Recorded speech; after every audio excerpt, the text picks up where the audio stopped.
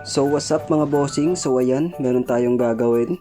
Toyota Vios 2016 model. Ang problema pala nito, hindi lumalamig yung aircon. Kaya ayan, chine-check na natin. At dito nga mga bossing, tiningnan ko kagad ang compressor niya kung gumagana ba o hindi.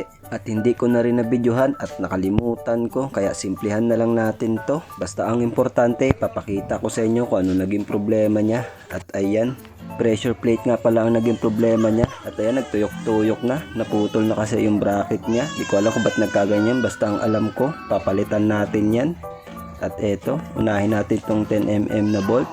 Tatanggalin natin yan. At isang set na pala ang ikakabit natin dyan. Pressure plate, compressor pulley, at saka stator. Kasi wala kayong mabibiling pressure plate kapag brand new. Talagang isang set talaga ang bentahan yan. At pagtanggal nyo ng pressure plate at meron niyang washer, ayan yung washer, ibabalik nyo lang din yan pag sinalpak nyo ulit yung bago. Itabi nyo lang yan, baka mawala. Isunod na natin tanggalin tong snap ring, ayan, snap ring nya para mabunot natin tong compressor pulley. At ayan, natanggal na natin mga bossing. Ito, bubunutin na lang natin tong compressor pulley. Ayan, binubunot na natin. At ito nga pala ang stator. Meron ding snap ring yan sa loob. Ayan. Tatanggalin din natin yan para mabunot din tong stator. Dito nga mga bossing, tanggalin nyo lang tong isang screw na to para mabunot nyo tong stator. At ayan, natanggal na natin yung bracket. Ito, hilot-hilito na lang natin to. Hilot-hilot lang hanggang sa mabunot. At ayan, nabunot na natin mga bossing. At ito nga pala ang bagong ikakabit natin. Hindi ko na nabidyohan. Basta kung ano yung pagtanggal nyo, ganun din yung pagkabit nyo. At ito, binabacuum na natin ang unit. Kasi nakabit na natin yung compressor. Ayan po. Hindi ko na napakita sa inyo kung paano yung pagkabit ko. Madali lang naman yan. Basta ang importante, na-solve natin yung problema ni ma'am. At napalitan na natin ng bago. At ayan, binabacuum na natin. Pagkatapos natin i-vacuum to, kakargahan na natin to ng Freon.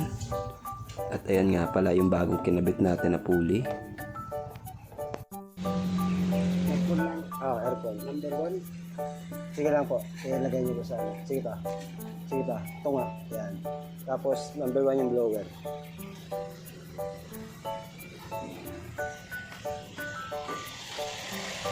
At dito nga mga bossing, susubukan na natin kargahan to kung lalamig ba talaga. Kung uubra ba yung magic na ginawa natin.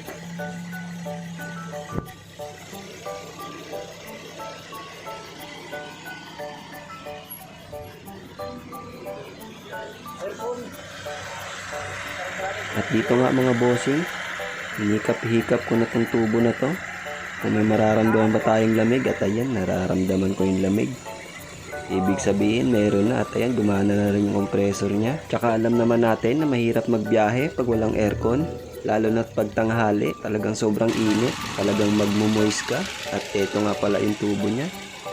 Nagmumoist na sa lamig. At ayan, okay na yung sasakyan ni ma'am. Malamig na yung aircon nya. Toyota Vios nga po pala, 2016 model.